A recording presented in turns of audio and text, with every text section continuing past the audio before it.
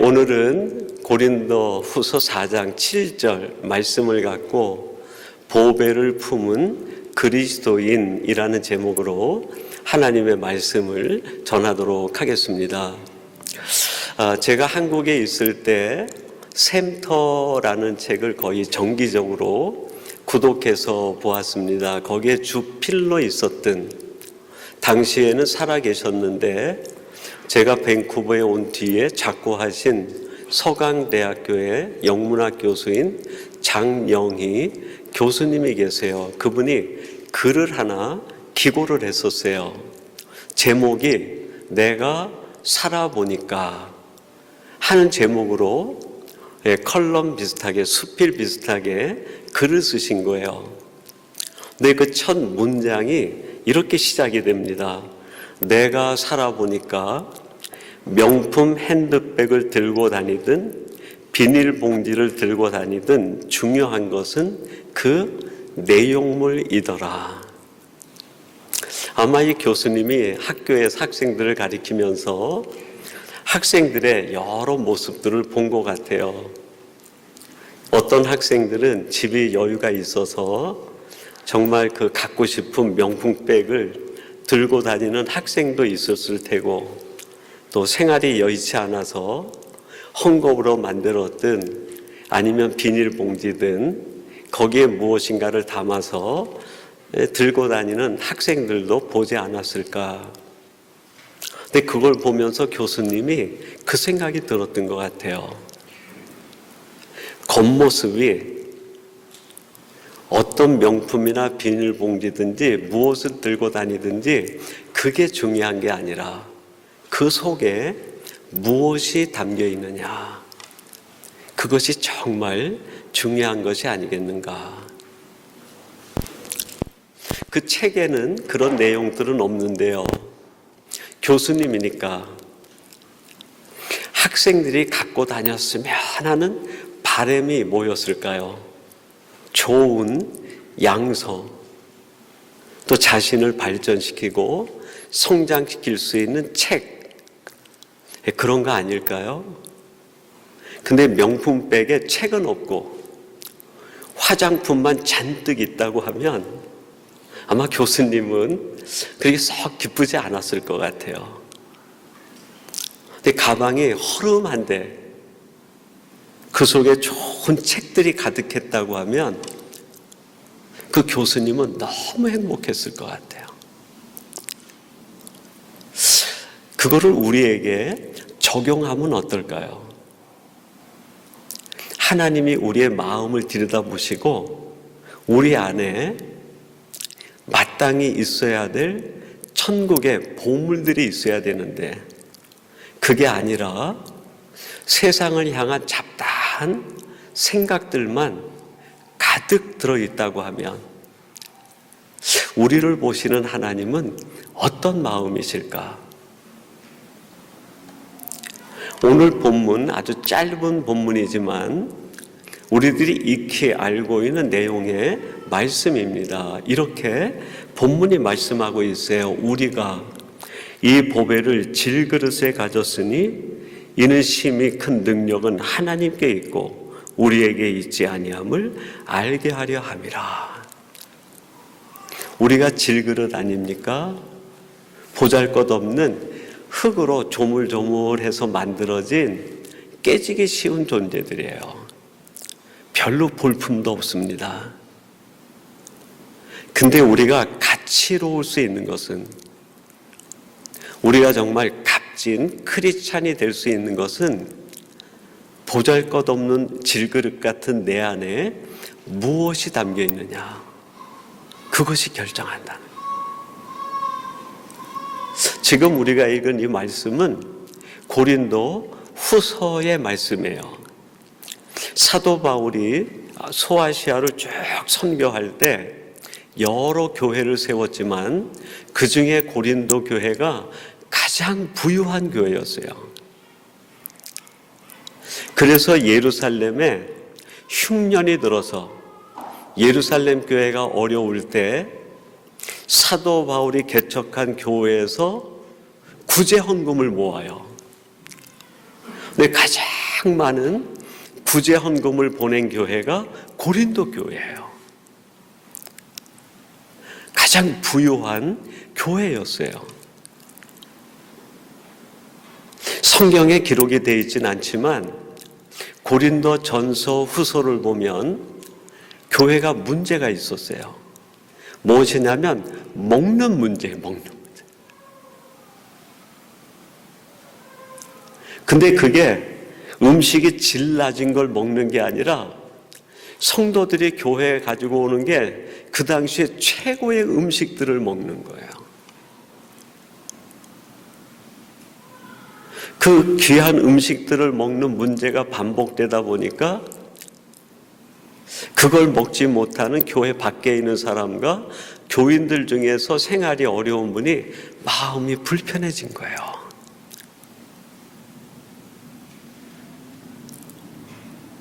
그래서 사도 바울이 고린도전서 10장 31절에 편지를 써서 보낸 게 뭡니까? 너희들이 먹든지 마시든지 무엇을 하든지 무엇을 위해 하라? 하나님의 영광을 위해서 하라. 먹는 거 마시는 거 중요한데 그 안에 목적이 담겨 있지 않으면 그것이 저 동물이 음식을 먹는 것과 무슨 차이가 있겠느냐. 고린도 후서에 나오는 우리 본문과 좀 다른 뉘앙스지만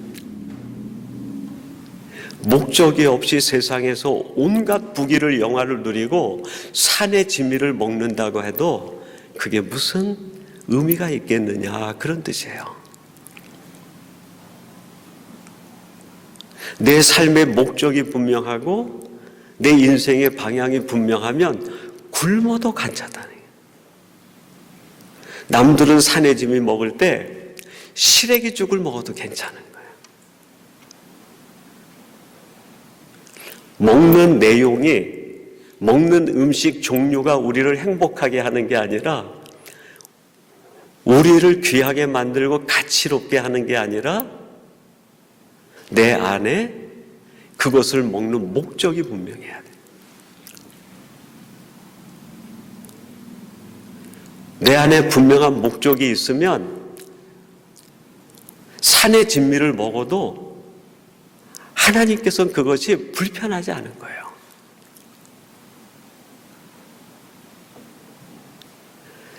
고린도 전서 편지를 썼던 것은 고린도에서 문제가 생겨가지고 그 문제를 사도 바울에게 보냈기 때문에 그 문제에 대한 답으로 보낸 게 첫 번째 편지, 그런 뜻으로 고린도 전서 그렇게 우리에게 넘겨왔어요. 그러면 그 교회 문제가 끝나야 되는 거 아닙니까? 끝나지가 않는 거예요. 또 다른 문제가 생겼어요.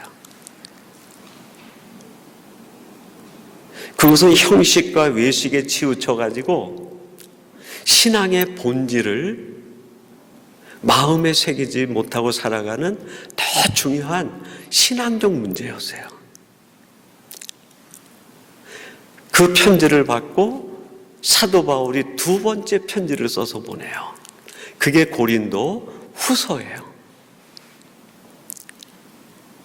고린도 후서에서 가장 핵심적인 내용이 바로 이 내용이에요.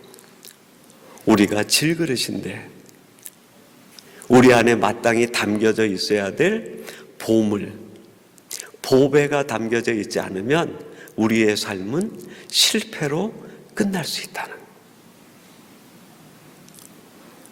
세상에서 우리가 무엇을 가지고 무엇을 누리고 있느냐, 그게 중요한 게 아니라 고린도 전서에는 목적이 분명해야 된다. 고린도 후서는 내 안에 보배를 품어야 돼요. 보물을. 이제 우리에게로 돌아옵시다. 하나님이 지금 우리를 바라보시면서 간곡하게 말씀하시고 부탁하신다고 하면 무엇을 말씀하실까요? 이거 아닐까요? 얘들아, 너의 삶의 분명한 방향, 목적, 목표, 그건 영적으로 잡혀있니? 그 질문이에요.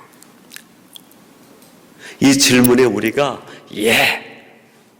라고 대답하지 못한다고 하면 지금 여러분의 삶은 흔들리고 있는 중이에요.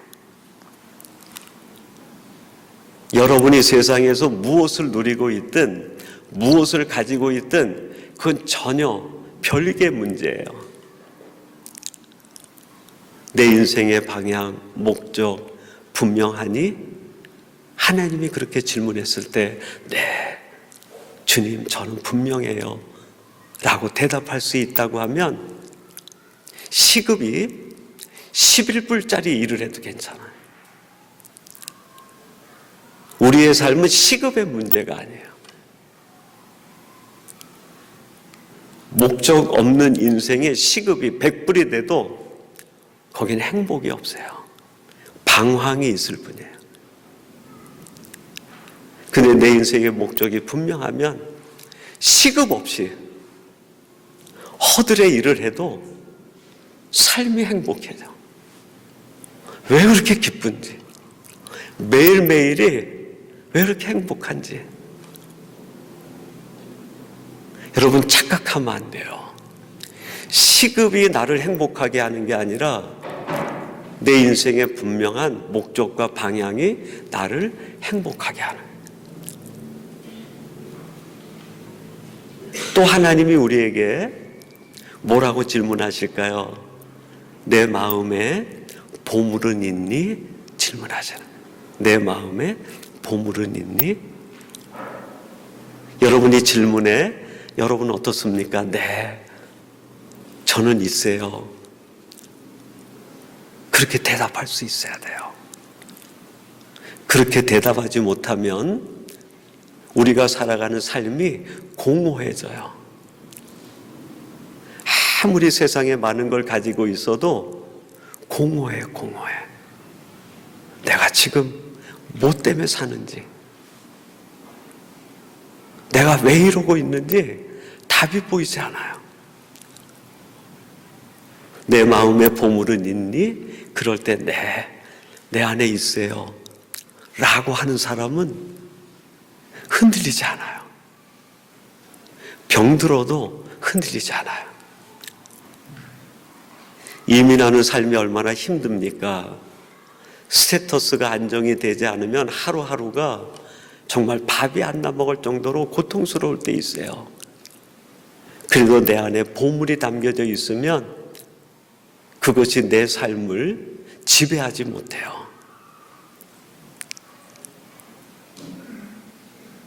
그러면 오늘 우리들이 정말 마음에 품어야 될 보물, 그거는 뭘까요? 성경을 통해서 저는 세 가지를 같이 생각해 보려고 해요. 첫 번째로는 예수님이에요. 예수님을 마음에 품으면 우리에게 나타나는 현상이 있어요. 어떤 현상이 나타날까요? 사람이 투명해져요. 왜 투명해질까요? 요한복음 8장 12절 이렇게 말씀합니다. 예수께서 또 말씀하여 이르시되 나는 세상의 빛이니 나를 따르는 자는 어둠에 다니지 아니하고 생명의 빛을 얻으리라. 예수님이 나는 세상의 빛이다 그랬어요. 예수님을 우리가 모신다는 것은 빛을 우리 안에 가득 채우는 일이에요. 제가 오래전에도 설교 중에 한번 그런 얘기를 드렸는데 사람이 만든 물감은 아무리 아름다워 보여도 그 물감을 다 섞어 놓으면 무슨 색이 된다고요? 검은색이 돼요. 검은색. 제가 중학교 때 처음으로 수채화 물감을 쓰는데 그 팔레트에다가 물감을 풀어서 그림을 그리고 또 물통에다 빨고 색을 칠해가지고 그림 그리고 빨고 그랬는데 나중에 물통을 보니까 새카만 물이 돼요. 사람이 만든 건 아무리 아름다워 보여도 결국 그거는 검게 변해요. 근데 빛은 어떨까요? 빛은 더하면 더할수록 밝아지고 투명해져요. 주님께서 왜 나는 아름다운 색깔이다 그렇게 말씀하지 않으셨을까요? 이 세상에 있는 색깔을 아무리 아름답다고 다 내게 채워봐야 검어질 뿐이에요. 투명해지지 않아요. 근데 빛이신 예수님, 그분을 계속 내 안에 모시게 되면 어느새 나도 모르는 사이에 얼굴이 밝아지게 돼 있어요. 그리고 사람이 투명해져요. 그 안에 애매한 게 없어요. 사람을 볼 때 사람이 보이지 않고 그냥 뻥 뚫린 것처럼 보여요. 크리스찬이 된다는 것은 그렇게 되는 거예요.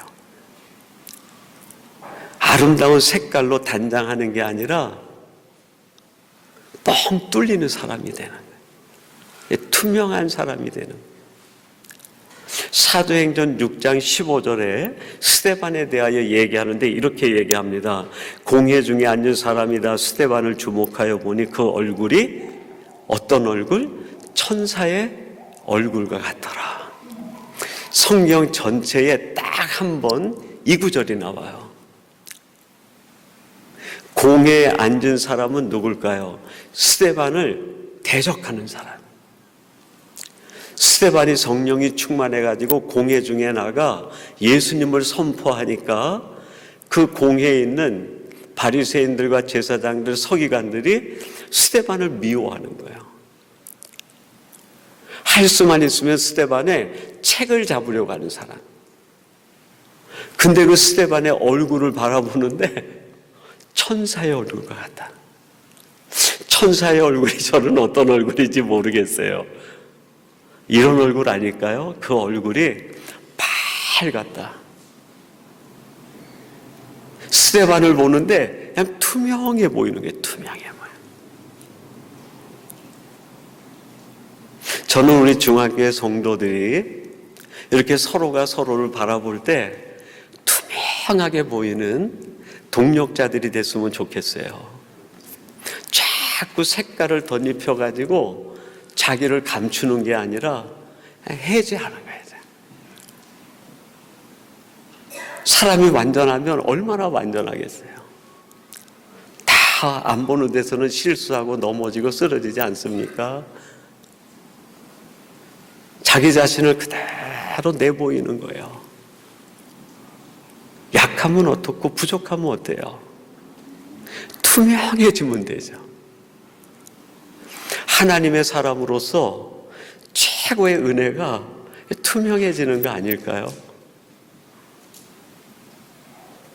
제가 좋아하는 그 이혜인 수녀님이 그 어머니가 연세가 높으셔가지고 요양원에 계셨어요. 평생 수녀원에 있다 보니까 어머니와 함께한 시간이 별로 없었어요. 그래서 어머니가 이제 그 점점 약해져 가고 돌아가실 때가 얼마 되지 않아서 마지막으로 엄마와 함께 어느 시간을 보내기로 해요. 그리고 엄마 곁에서 엄마를 보며 느낀 것들을 시로 적어 내려갔어요. 그 책으로 한 권이 나왔는데 그 시집 속에 엄마를 부르는 동안은 이라는 제목의 시가 있어요. 짧은 시인데 이렇게 돼 있어요. 엄마를 부르는 동안은 나이 든 어른도 어린 아이가 됩니다.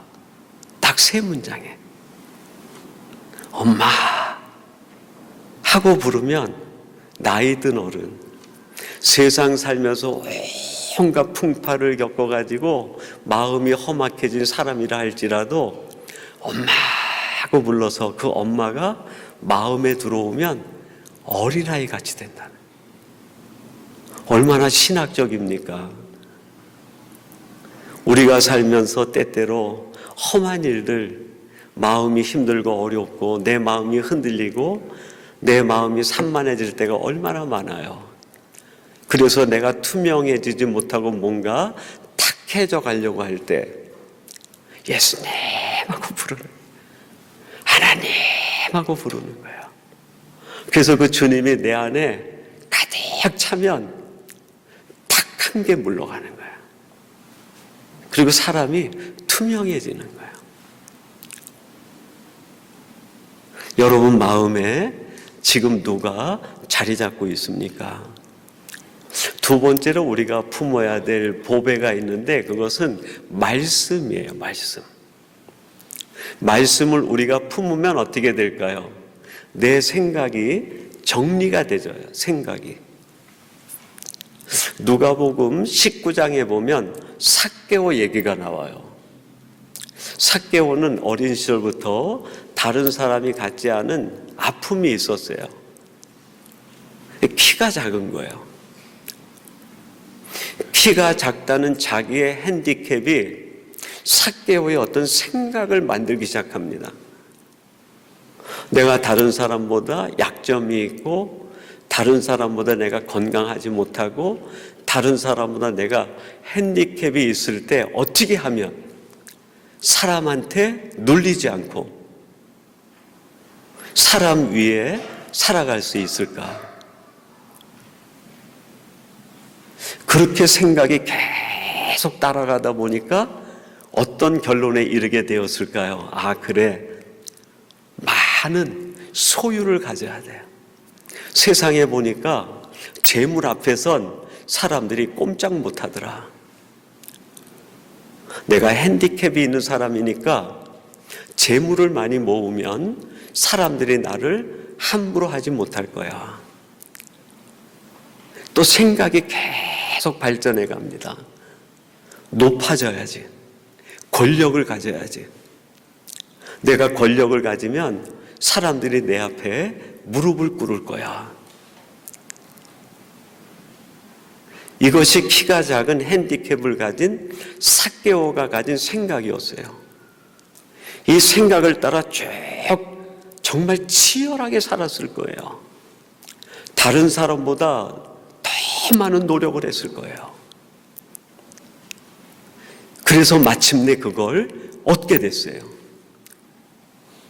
누가복음 19장 2절에 이렇게 말합니다. 삭개오라 이름하는 자가 있으니 세리장이요 또한 부자라. 성경이 웬만큼 가지고 있는 사람을 부자라고 얘기하지 않아요. 정말 많은 재물을 가지고 있었던 것 같아요. 삭개오가 큰 재물을 이루고 세리장이라고 하는 권력을 갖게 된 것은 그의 핸디캡에서 비롯된 그것을 극복하고자 하는 삭개오의 몸부림이었어요. 여러분 지금 우리가 사는 세상에 이런 생각 삭개오만 갖고 있을까요? 어쩌면 지금 우리들도 이 생각에 전염되어 있지 않을까요? 내가 이 세상에서 뭔가 행복하고 더 내가 마음에 먹은 대로 삶을 살기 위해선 소유가 많아야 돼. 재물이 많아야 돼. 내가 더 힘을 가져야 돼. 내용과 정도, 방법은 다를지 몰라도 생각의 뿌리는 똑같지 않을까 그런 생각이 들어요. 그래서 그것을 우리가 가졌다고 해봅시다. 행복할까요? 삭개오는 자기가 이것만 가지면 행복할 줄 알았어요. 근데 삭개오가 행복하지 않았어요. 늘 불안했어요. 어느 날 그 여리고에 예수님이 지나간다는 소리를 들은 거예요. 그 소식을 듣고 뽕나무 위로 올라갑니다. 다른 사람들이 놀리고 비아냥거릴 거를 알면서도 뽕나무 위로 올라갔어요. 왜 그랬을까요? 불안한 거예요. 세리장이라는 권력을 갖고 많은 재물을 모은 부자이긴 하지만 지금까지 쫓아온 자기 생각이 그를 현실적으로 이루게는 했지만은 행복하게 하지는 못했어요. 삶을 평안하게 만들지 못했어요. 그래서 뽕나무 위로 올라간 거예요. 어디 가면 이 불안을 해소할 수 있을까? 우리 문제 아닙니까? 우리들이 인생에 어떤 막다른 길을 딱 만났을 때마다 우리에게 찾아오는 질문 아닙니까? 왜 나는 이렇게 최선을 다하고 열정적으로 사는데 나는 왜 이렇게 힘든가? 불안하고 염려하는 게 똑같지 않을까요? 그때 주님과 삭개오의 시선이 딱 마주칩니다. 주님께서 말씀하는 게 삭개오야 내려오라. 오늘 내가 너의 집에 유하여야 되겠다. 여기서 집이라는 말이 헬라어로 오이코스라는 말이에요. 근데 그 뜻 속에는 마음이라는 뜻이 있어요. 주님께서는 단순히 삭개오의 건물, 집에 들어가고 싶은 게 아니에요. 삭개오의 마음속에 들어가고 싶은 거예요. 요한복음 1장에는 말씀이 무엇이 되었다고요? 육신이 되어 우리 가운데 거하시니 아버지의 독생자의 영광이요. 예수님께서 물리적으로 삭개오의 건물 속에는 들어갈 수 있었지만 삭개오의 마음 속에 들어간 건 뭘까요? 말씀이었어요. 말씀. 저는 이 시간에 여러분 마음 속에 하나님의 말씀이 화살처럼 꽂히기를 원합니다. 말씀이 들어오는 거예요. 그 말씀이 삭개오 마음에 들어오는 순간 삭개오에게 어떤 일이 일어날까요? 생각이 확 정리가 되는 거예요. 8절에 삭개오가 이렇게 고백합니다. 삭개오가 서서 주께 여짜오되 주여 보시옵소서. 내 소유의 절반을 가난한 자들에게 주겠사오며 만일 누구의 것을 속여 빼앗은 일이 있으면 내 갑절이나 갚겠나이다. 지금까지 내가 가진 핸디캡에서 시작된 그 생각을 쫓아 내가 많은 걸 갖고 권력을 가졌지만 이게 잘못된 생각에서 나온 결과라는 걸 알게 된 거예요. 내가 지금까지 살아온 게 잘못된 생각에 이끌렸구나. 주님의 말씀이 내게 들어오는 순간에 바른 생각이 들어오는 거예요. 바른 생각. 지금까지 잘못된 생각이 폐기 처분되고 바른 생각이 나를 지배하게 되니까 바로 고백이 달라져요. 내 소유 절반. 전에는 내 생각은 소유가 전부였는데 주님이 주신 생각의 내용에 오니까 소유가 전부가 아니라는 거예요. 나눔이, 내려놓음이 소유보다 더 값진 선물이라는 거예요. 여러분, 우리가 사는 동안에 모으는 것보다 더 중요한 게 있어요. 하나님이 원하실 때 하나님 앞에 드리고 사용하는 거예요. 우리 옆에 있는 이웃들에게 필요할 때 함께 쓰고 사용하는 거예요. 그게 진짜 보배예요. 내가 지금까지 가졌던 세리장이라고 하는 권세가 최고인 줄 알았는데 그게 아니라는 거예요. 저 가난한 자들에게 함께 나누고 내가 누군 것을 빼앗은 것이 있으면 사곱절로 갚겠습니다. 내 잘못을 깨닫고 내려놓는 게 이게 권세라는 거예요. 진정한 용기라는 거예요. 1660년에 영국의 존 버년이 일반 평신도로서 큰 은혜를 받아요. 그 은혜가 얼마나 감동이 되는지 그 하나님의 사랑을 전하지 않고는 주체할 수가 없는 거예요.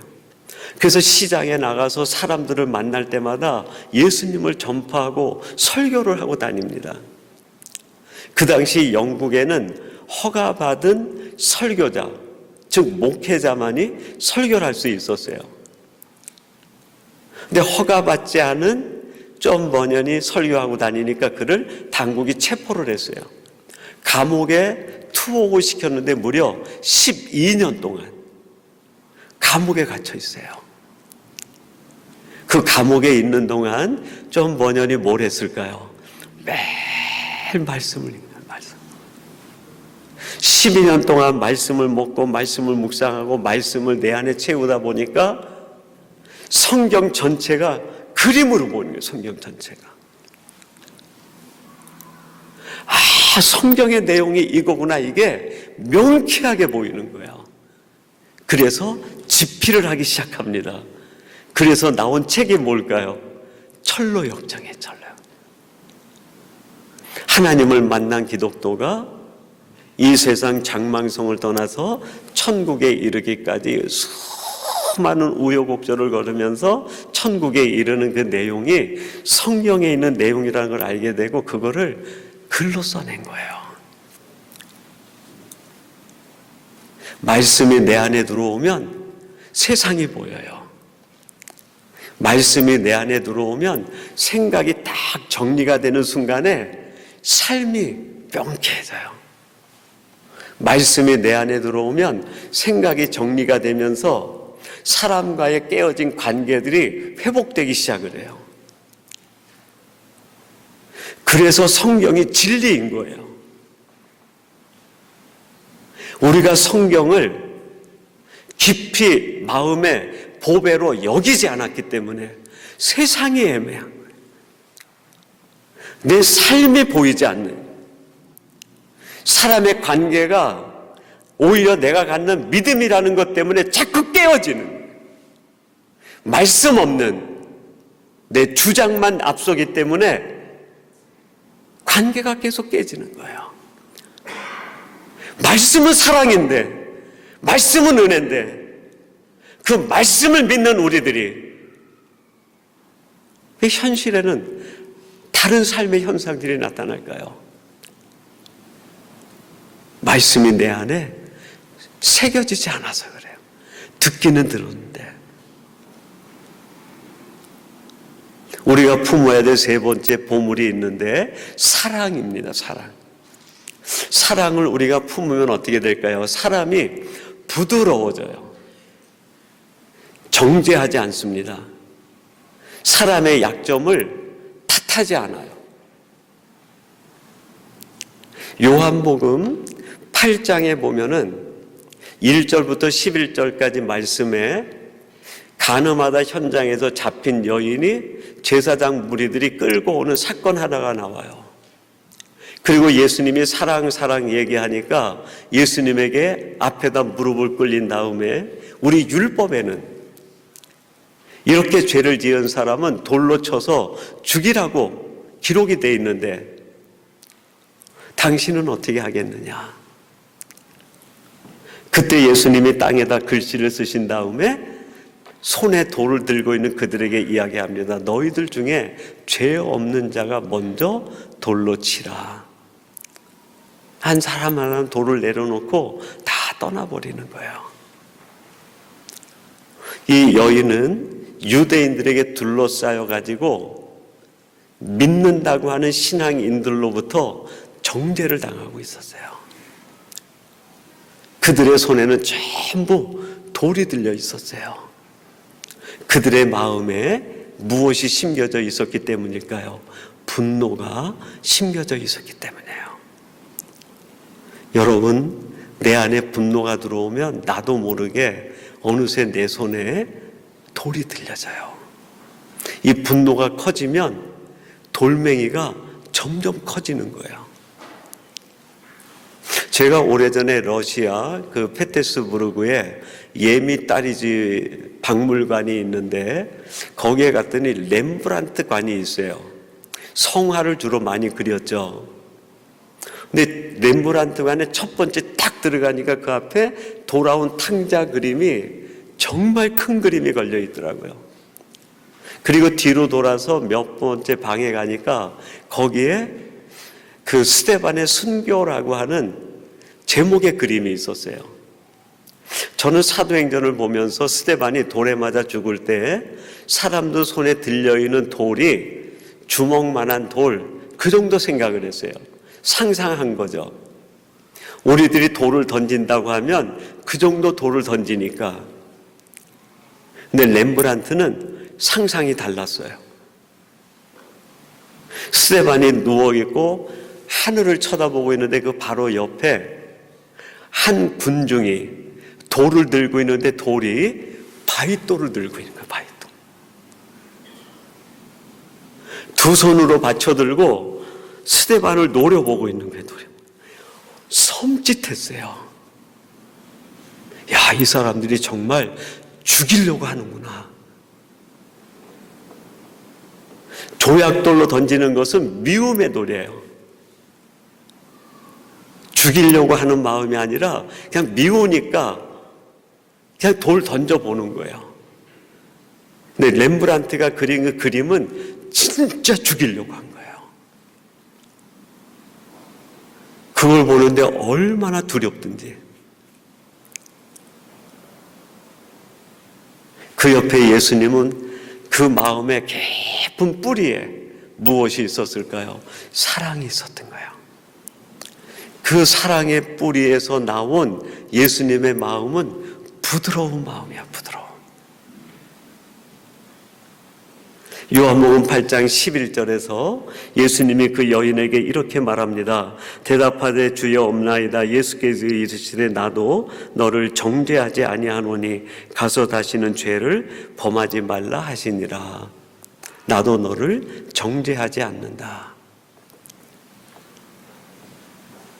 예수님께서 그 여인에게 가장 부드러움을 표현한 거예요. 그 여인은 예수님의 부드러움 속에 변화가 이루어져요. 저는 그렇게 믿는 사람 중에 하나입니다. 우리가 살아가는 신앙 공동체는 부드러움 속에서 변화가 일어나요. 우리들이 모든 것들을 냉정하게 판단하고 탁탁 각을 맞춰가지고 바르게 지적하는 데서 변화가 일어나는 게 아니라 부드러움 속에 변화가 일어나요.